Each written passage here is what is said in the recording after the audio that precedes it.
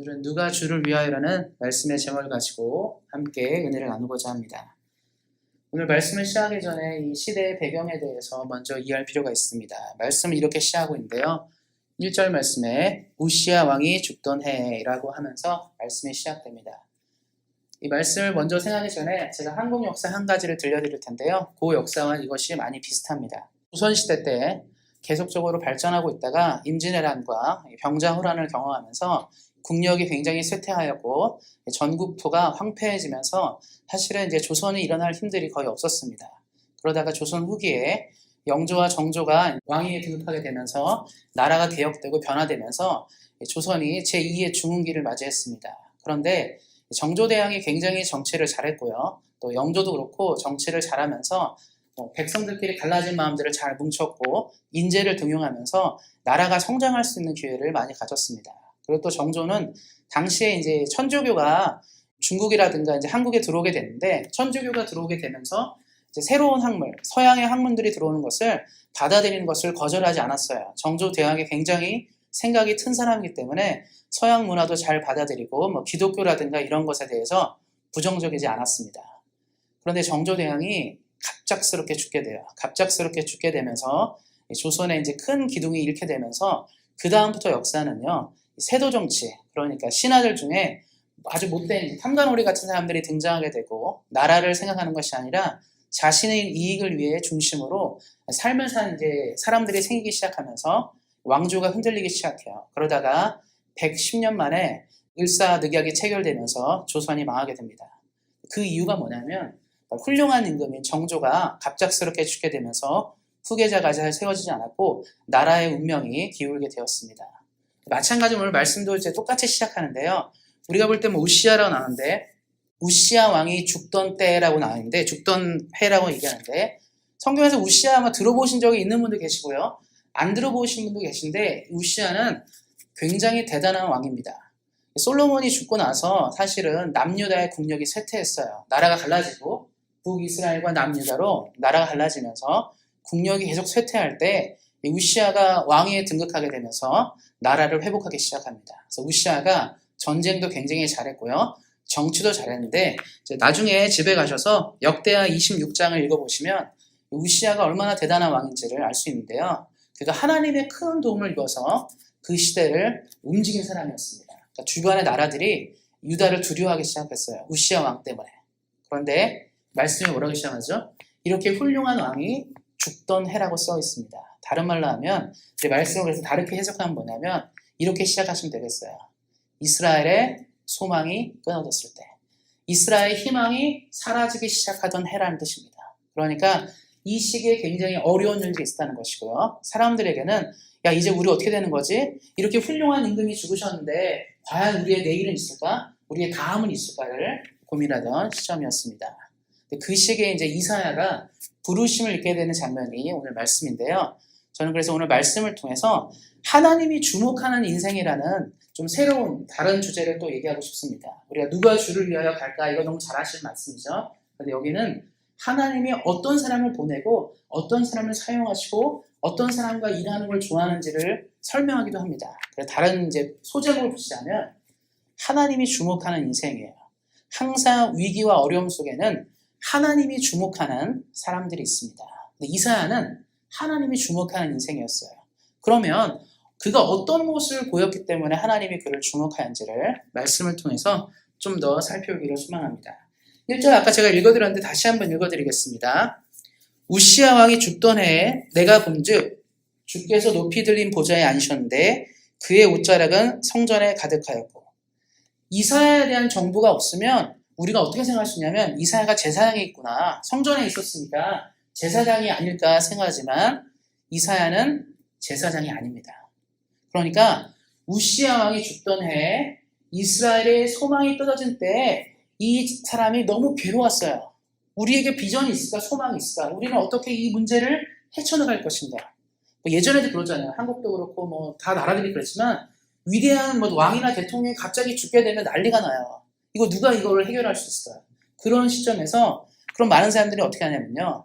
보통 사람들은 모여서 어디 가죠? 술집 같은 데가 술 마시가 끝났다고. 술 마시면서 인생 한탄하거나 아니면 또 주변에 뭐 위로해줄 수 있는 사람이 있으면 찾아가서 우리는 어떻게 해야 되냐 같이 모여서 막 얘기하고 이렇게 한단 말이에요. 사람들은 사람들의 방식으로 위로를 찾아냅니다.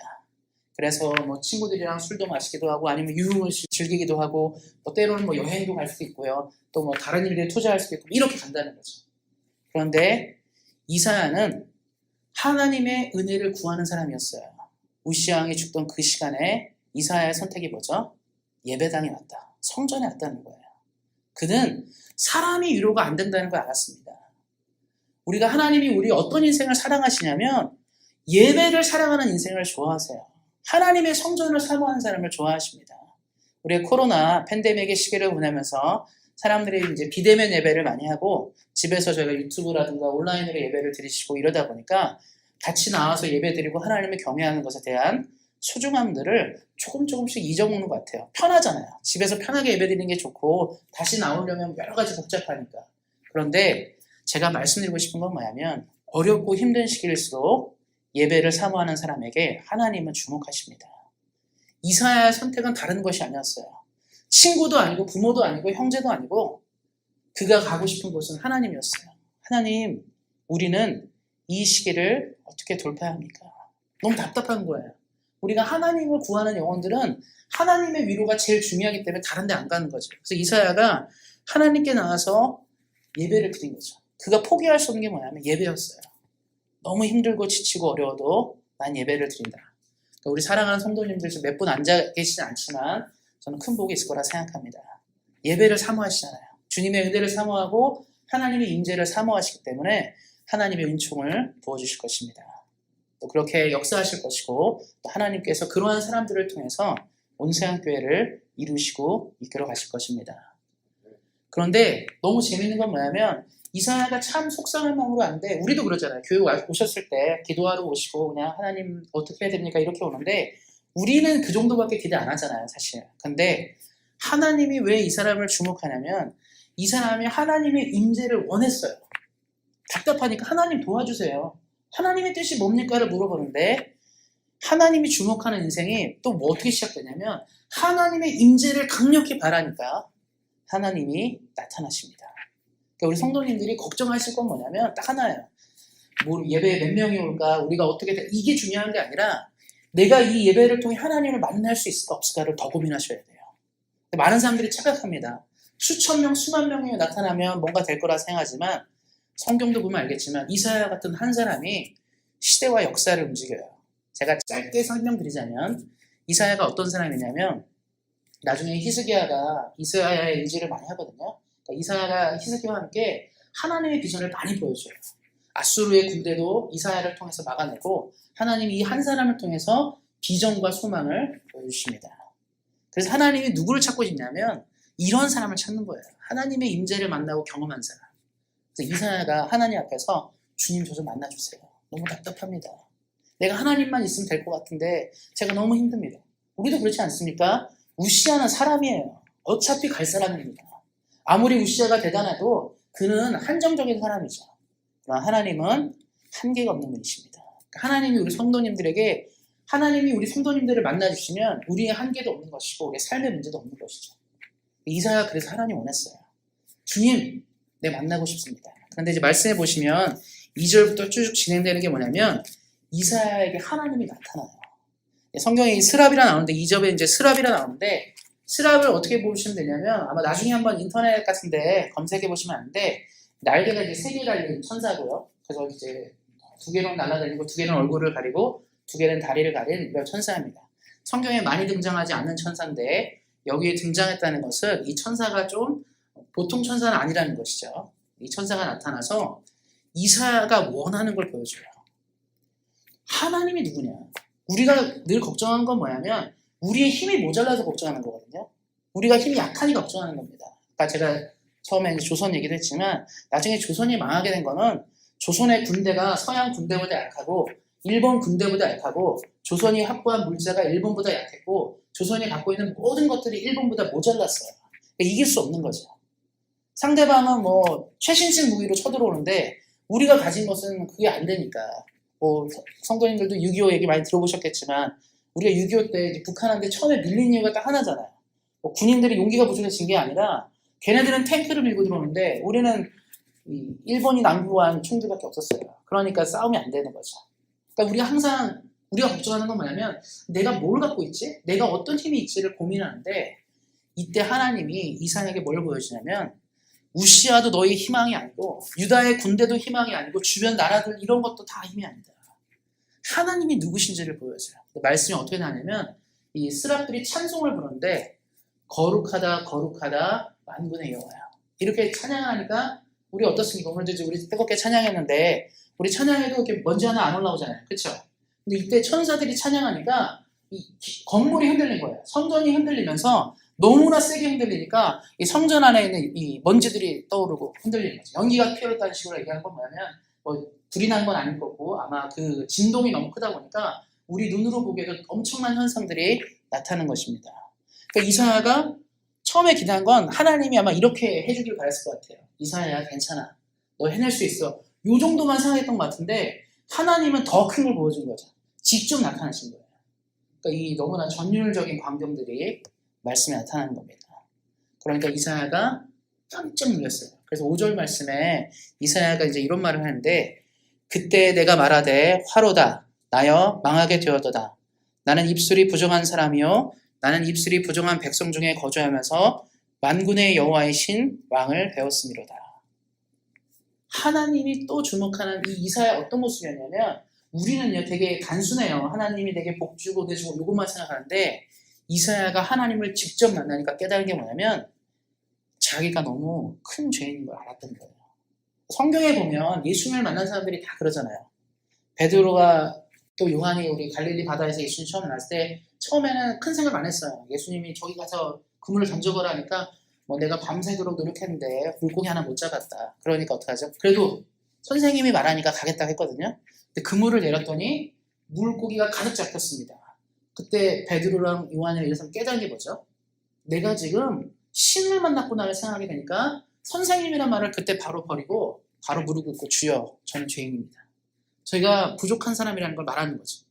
이사야도 마찬가지였어요. 그전까지 신앙생활은 하나님이 내게 말씀해 주시고 내가 하나님을 잘 믿겠다고 생각한 사람인데 하나님의 임재가 온전히 임하니까 이사야의 삶이 내가 얼마나 하나님 앞에 부족한 사람이고 내가 얼마나 큰 죄인지를 발견하게 됩니다.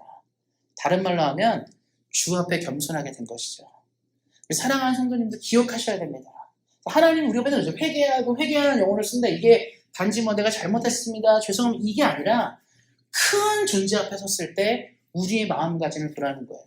우리가 어떤 존재인지를 알라는 거죠.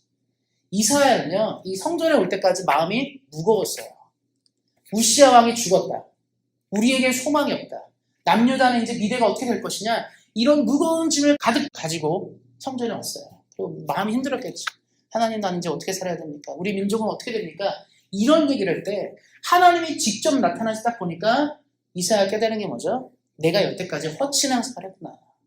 이렇게 위대하신 하나님을 믿고 사는 내가 왜 걱정하는지를 생각하게 된 겁니다. 그 말씀도 이렇게 말하잖아요. 나는 입술이 부정하고 뭐 백성이 입술이 부정한데 뭐겠습니까?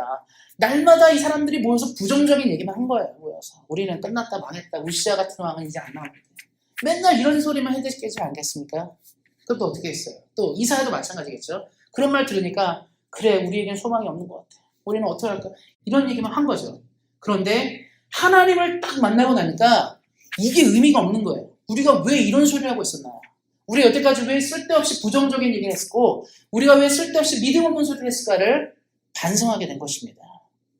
그래서 우리 사랑하는 성도님들이 우리보다 큰 하나님을 꼭 만나셔야 돼요. 우리보다 큰 존재이신 하나님을 만나실 때 우리는 두려움이 없습니다. 지금 말씀에 보면 이사야가 두려운 분은 딱 하나님밖에 없어요. 세상이 두렵지 않은 거죠. 그래서 예수님을 만난 영혼은 겁이 없어요. 성경의 역사라든가 기독교 역사 보면 예수님을 만난 영혼들은 겁이 없습니다. 우리나라도 예전에 뭐 일제시대라든가 6.25 때 기독교인들이 많이 참 순교하셨는데 목사님들이나 장로님, 권사님, 집사님들이 많이 순교하셨는데 그분들이 막 벌벌 떨면서 무서워서 죽은 게 아니에요. 당당하게 죽었습니다. 겁이 없는 거예요. 공산당이 무섭지 않고 일제가 무섭지 않은 거죠. 그게 바로 뭐냐면 만났기 때문에 그래요. 그러니까 우리 성도님들이 온세한 교회를 생각할 때 이 교회가 앞으로 어떻게 될지 잘 돼. 이거는 사실은 고민할 때가 아니라 고민할 게 아닌 거죠. 뭘 고민했냐면 우리 모두가 예수님을 만나야 되는데 우리 모두가 이 겸손하고 거룩한 마음으로 예수님만 만나면 문제가 없는 것이잖아요. 우리가 늘 말씀하지 않습니까? 하나님 우리의 모든 걸 주실 수 있다 말한다면 하나님만 만나면 되는 거죠. 그러니까 이 이사야가 깨달은 거야. 여태까지 내가 친구들이랑 만나서 이런 얘기하고 저런 얘기하고 사람들이 모여서 이런 얘기 저런 얘기한 게 너무 부끄러웠던 겁니다. 그래서 이사야가 그러죠. 화로다. 내가 망하게 됐다. 내가 하나님을 만났기 때문에 내가 큰 죄인이라는 것을 깨닫게 되었습니다. 그리고 하나님이 여기서 끝나지 않죠. 왜냐하면 처음부터 이사야는요. 아무리 그가 부정적이고 문제가 있다 하더라도 어디로 왔죠? 교회를 왔어요. 예배당. 제가 그래서 우리 처음에도 말씀드렸지만 성도님들 기억하셔야 돼요. 다른 게 아니라 힘들고 어려워도 예배당에 오셔야 돼요. 하나님 앞에 나오셔서 해결을 거기서 가야지 뭐 뒤에서 해결 보고 앞에 이게 안 되는 겁니다. 저는 그래서 이사야 참 훌륭하다고 생각해요. 힘들고 어려운 문제를 다른 데로 끌고 가지 않고 어디로 끌고 온다? 교회로. 교회로 끌고 온다는 게 뭐 교회 사람들 끌고 온다는 게 아니에요. 오직 하나님께. 하나님이 그를 만나시고 그를 치유하시는 거죠. 그리고 하나님이 얘기를 해요. 누가 주를 위하여 갈까 할 때 바로 너라고 얘기하는 거예요. 이 사람, 이사야. 준비됐잖아요. 스스로가 하나님이 누구신지를 알고 하나님을 만났고 하나님을 향한 열망에 있는 이 사람을 하나님은 사용하신 것입니다. 우리 사랑하는 성도님들의 삶 가운데 이사야 같은 축복이 있었으면 좋겠습니다. 그냥 남들처럼 그냥 교회 왔다 갔다 하고 때 되면 뭐 신앙 이게 아니라 좀 깊이 만나셨으면 좋겠어요. 이사야처럼 하나님의 임재를 경험으로 두려움 없이 이 땅을 살아가시기를 예수님의 이름으로 축원드립니다.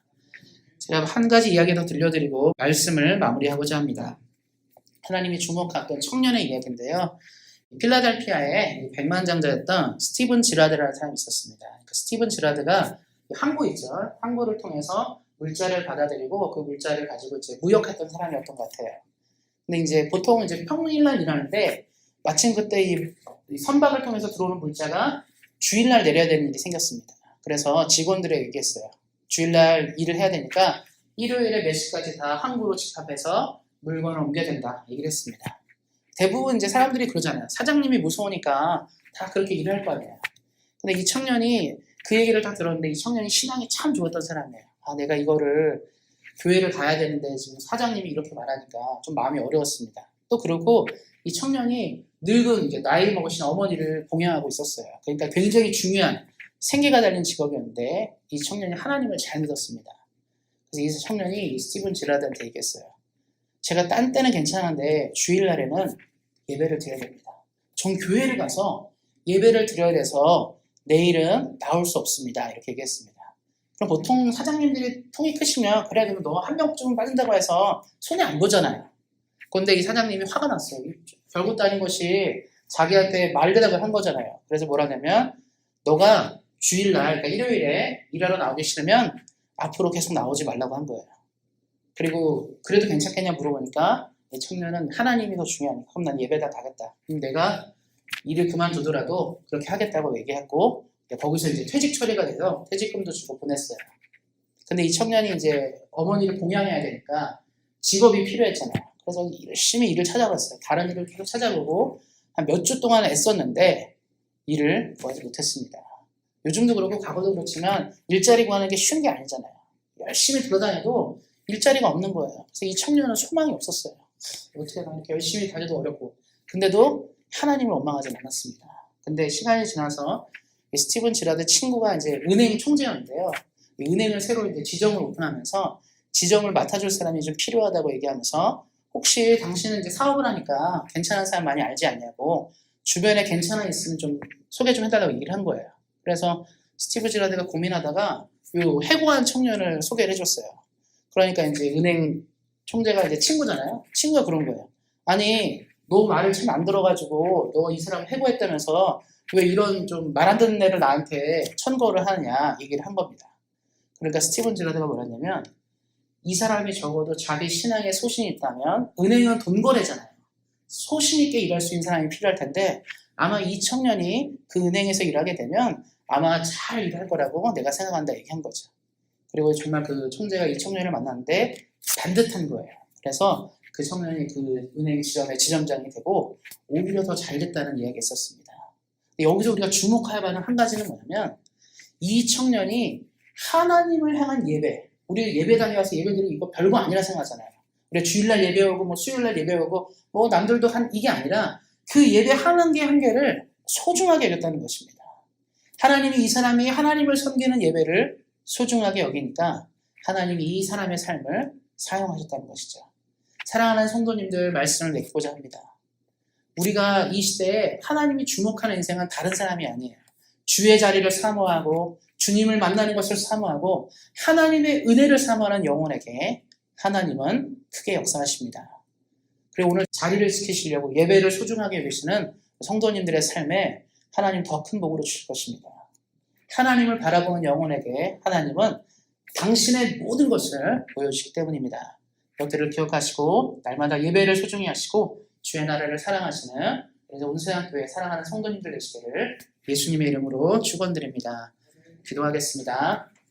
하나님 감사합니다. 오늘도 귀한 은혜 허락하시고 예배를 허락하신 하나님께 감사를 드립니다. 이사야가 주님을 만나는 예배를 소중하게 여기고 하나님 임재를 소중하게 여겼기 때문에 그의 인생이 하나님이 주목하는 인생이 된 것처럼 우리 사랑하는 온세상교회 성도님들 예배를 드리실 때마다 예배 나오실 때마다 신령과 진정의 마음으로 주님을 기억하게 하셔서 하나님이 주목하는 인생 되도록 함께 하시기를 기도합니다. 우리에게 가장 좋은 것들을 보여주신 하나님께 감사하며 우리 주 예수 그리스도의 이름으로 기도하였습니다. 아멘.